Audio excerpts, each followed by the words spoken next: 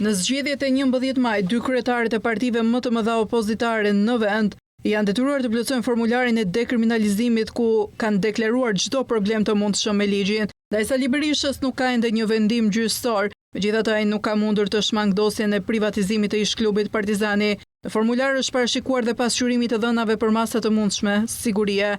Berisha ka plotësuar tabelën duke treguar të gjitha masat e marrë ndaj tij përfshirë ato të cilat u revokuan më pas nga detyrimi për paraqitje, ndalimi lëvizjes jashtë vendit e më pas arresti në shtëpi. Arrestimin që përndetorit për llogaritës pak pasi dyshohet për 3 vepra penale, korrupsion pasiv, pastrim të produkteve penale dhe mosdeklarim pasurie ka deklaruar edhe kreu i Partisë së Lirisë Ilir Meta. Pjesa më e madhe të hetuarve, ndaluarve apo dënuarve nga radhët e demokratëve janë për protesta që opozita ka organizuar ndër vite dhe kryesisht për përplasjet që i kanë shoqëruar ato.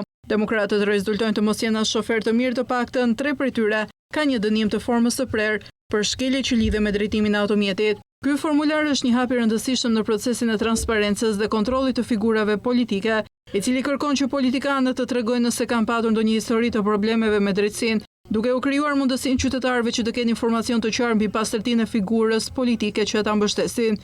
Në këtë kontekst, nga liderët është i detyruar të paraqitet para organeve të drejtësisë, ndërsa tjetri është i përfshirë në një procedurë arresti me burg. Kjo situatë e komplikuar ka krijuar tensione në skenën politike pasi të dyja partitë janë të ekspozuar ndaj kritikave dhe shqetësimeve për pastërtinë e liderëve të tyre.